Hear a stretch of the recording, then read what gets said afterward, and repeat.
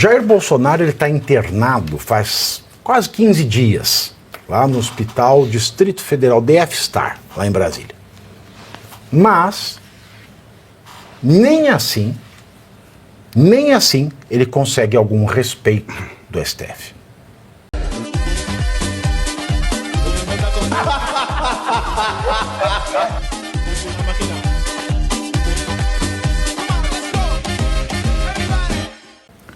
Jair Bolsonaro está internado faz quase 15 dias, lá no Hospital Distrito Federal DF-Star, lá em Brasília.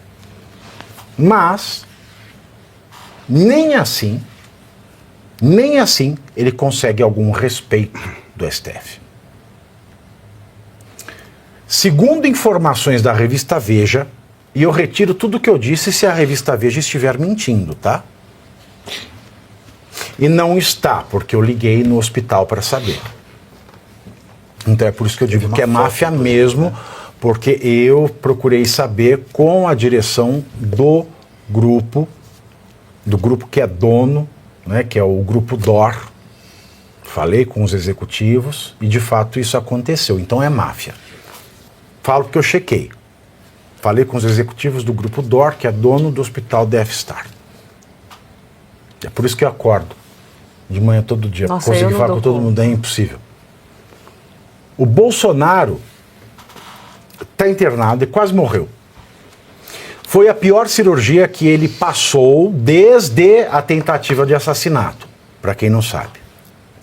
E mesmo assim, Bolsonaro tem sido procurado por uma oficial de justiça nos corredores do hospital. Na manhã de hoje, inclusive, a oficial ela esteve lá no hospital à procura de Bolsonaro para intimá-lo a apresentar a defesa prévia e o rol de testemunha no caso que ele acabou de se tornar réu pela suposta tentativa de golpe de Estado. Em uma mensagem enviada a uma pessoa próxima, Bolsonaro disse: inacreditável. Oficial de justiça para me notificar. Acabei de fazer uma lavagem de glicerina. Vou agora para a sala de imagens. Fecha aspas. E a oficial de justiça tentando intimá-lo para ele perder o prazo da apresentação da defesa prévia de rol de testemunha. Porque ele quase morreu! É isso. Olha a máfia. Vai falar que não é máfia? Sim. O professor Suano foi muito feliz quando lembrou o julgamento de Nuremberg, né? E eu vou lembrar a Hannah Arendt, que escreveu A Banalidade do Mal. A gente está diante da banalidade do mal. Se isso não é um crime de tortura praticado pela mais alta corte do judiciário brasileiro, o que seria? Não é verdade? É a desumanização de uma personalidade. É a desumanização do ex-presidente Bolsonaro. A exemplo do que ele fez com o Felipe Martins. Ele está agindo de maneira coerente, isso a gente não pode negar. E, de novo, o professor Suano foi feliz quando disse que ele não pode retroceder, porque o fascismo não retrocede, a maldade também não. Eles vão até extirpar, palavras deles, utilizadas por eles, extirpar determinados seres humanos da face da terra. Será que ela está indo levar a cabeça de um cavalo para entregar em mãos a Bolsonaro? Porque é assim que a máfia demonstra que você é o próximo. É isso que pretendem? Agora, tirando tudo isso que a gente está analisando, e não dá para analisar juridicamente também, porque tudo que ele faz é fora do rito legal, ele cria leis. Ele é, como você disse, é alfa e ômega, ele cria leis. Tudo que no imaginário dele existe pode tornar-se realidade, porque ele vai mandar fazer, ele vai mandar alguém fazer. E aí, para finalizar, aquela questão de Nuremberg sobre obediência, essa oficial de justiça está cumprindo à risca uma determinação do Alexandre de Moraes? Será que ele está mandando mensagem para ela no WhatsApp? Eu não sei, mas eu imagino, porque a oficial de justiça, eu quero até tentar sair em defesa dela, porque a oficial de justiça sabe o que ela pode e o que ela não pode fazer. Imagino que essa mulher não está passando de pressão dentro do STF. Se você estiver no Google, né? Vamos aqui brincar de juristas de internet. Sim. Digite no Google CPC, Código de Processo Civil, porque ele se aplica subsidiariamente naquilo que o Código de Processo Penal ele diz de menos. Aí você abriu o CPC, você vai no artigo 244 do CPC, juristas de internet. Eu vou ensinar o Brasil a ser jurista de internet para ver que não tem jurista nenhum no Supremo. Quem sabe, se o povo brasileiro, mesmo analfabeto funcional, for jurista de internet, consiga reconhecer que não tem jurista nenhum, de nada, só de juros, como diz o Bento a Carmen Lúcia, no STF. Vai lá, artigo 244, CPC. Não se fará citação, salvo para evitar o perecimento do direito, de quem estiver participando de ato de culto religioso. Você está na missa, você está no culto, você está no saravá, o oficial de justiça não pode entrar e te intimar, te citar. 2, de cônjuge, de companheiro ou de qualquer parente do morto, consanguíneo ou afim, etc. e tal. De noivo. E 4, inciso 4 do artigo 244 do CPC. Não se fará citação de doentes enquanto grave o seu estado. O que mais eu vou falar aqui? Que o jurista de internet é melhor que o STF. Então, eu vou ter que concordar. Vamos pôr inteligência artificial no STF, que vai ficar melhor, porque a inteligência artificial vai bater aqui e vai saber o que pode e o que não pode. Pavi, eu concordo contigo, a pressão que ela deve estar sofrendo é real. Ela deve estar sofrendo uma pressão muito grande, porque ela sabe que ela não poderia fazer isso. Eu vou fazer uma pequena comparação, até na situação em que, se o Bolsonaro está numa situação grave... Aí vamos falar que ele quase quis morrer só para fugir da citação. É possível, mas quase correndo risco de morte. Eu vou citar um caso quando eu estive internado na UTI com a Covid. Em determinado momento eu precisei que alguém me levantasse para ir até um determinado local.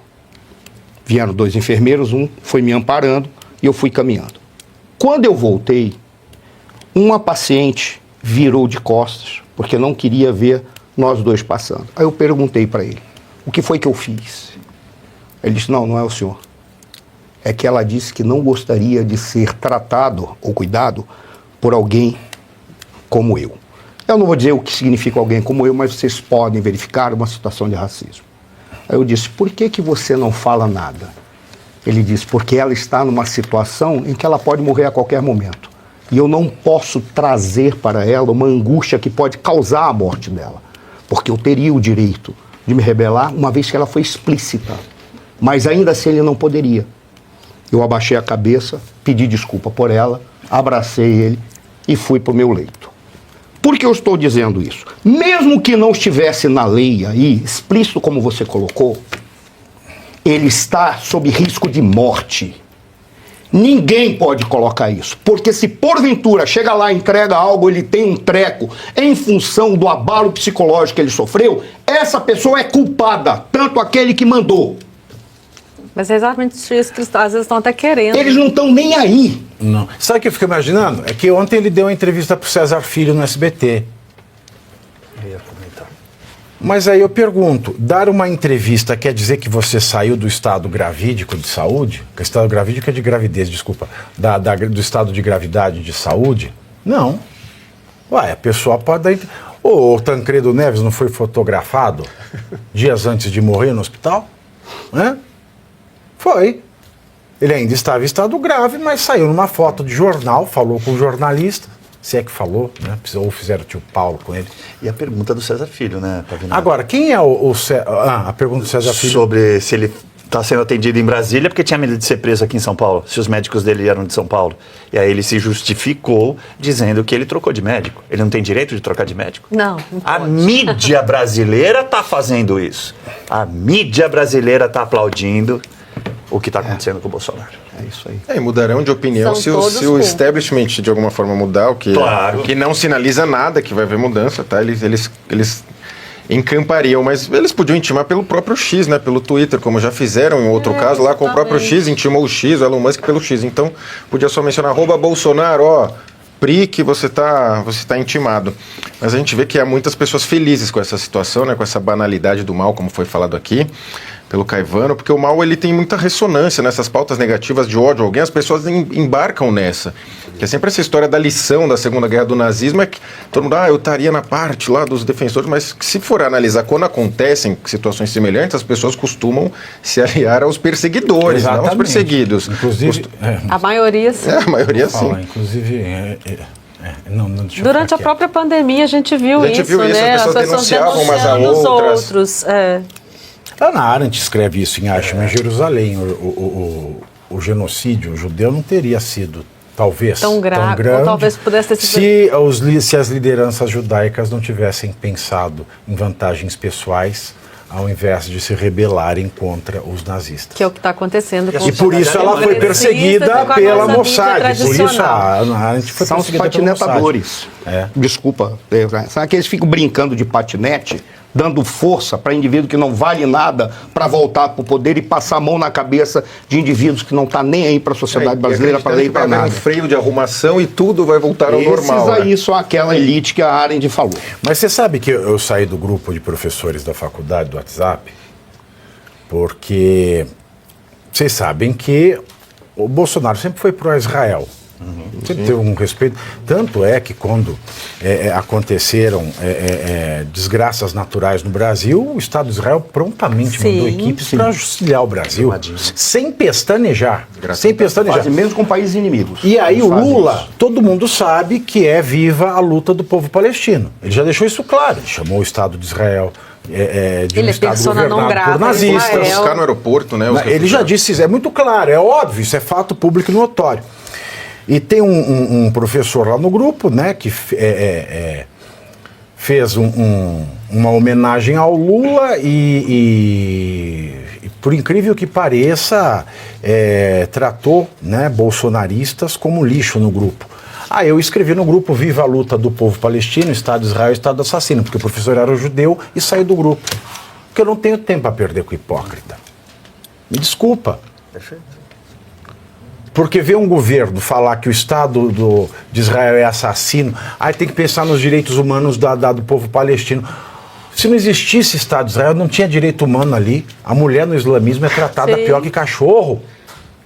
É fácil. Se Israel não estivesse preocupado com os direitos humanos, não haveria, segundo dados que precisam ser confirmados, esse número de mortes. Seriam 6 vezes mais.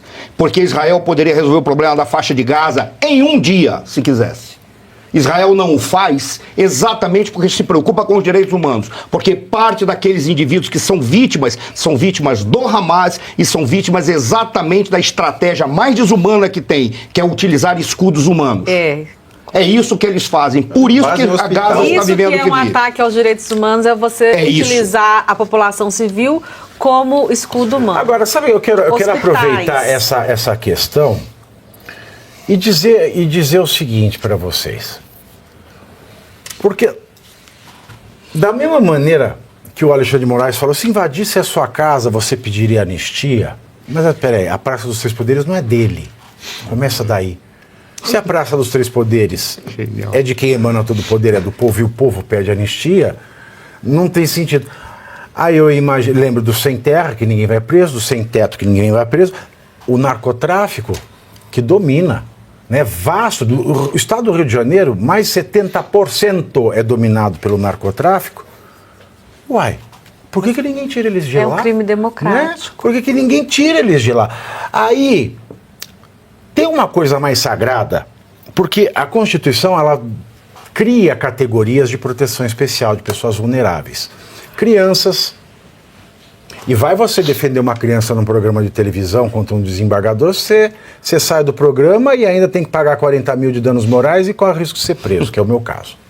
Mas a Constituição fala lá que vai proteger crianças, consumidores, pessoas com necessidades especiais e idosos. Aí a pessoa trabalha a vida inteira, é roubada a vida inteira, tem que recolher INSS, etc. e tal. E aí a gente tem essa notícia, e isso não é golpe contra o Estado, isso não é grave. Roubar velhinho no Brasil não é grave, porque eu não vi ninguém preso até o momento. Por exemplo, Não está preso ainda o presidente do INSS, o Alessandro Stefanuto. E você aí já está preparado para ter todos os argumentos para dizer que Marx não foi um cara legal, para dizer que o comunismo não é um lugar para diversidade, para desmontar essa grande fake news histórica da esquerda, que é repetida por nossos professores de história, de geografia, de sociologia, que é repetida nas universidades, que é repetida nos livros. Está preparado para dizer por que Marx não era um cara legal e por que todo marxista raiz também não é, e porque o comunismo é terrível. Você já leu nos Anais de Marx? Pois é, aqui nesse livro você vai encontrar tudo o que você precisa saber para responder aquele sabichão que diz que Marx é um cara legal, pois não é. Leia agora, nos Anais de Marx, a trolha do comunismo transviado para encaçapar idiotes. À venda em todas as livrarias do Brasil, pelo site ou nas lojas físicas. Não deixe de ler.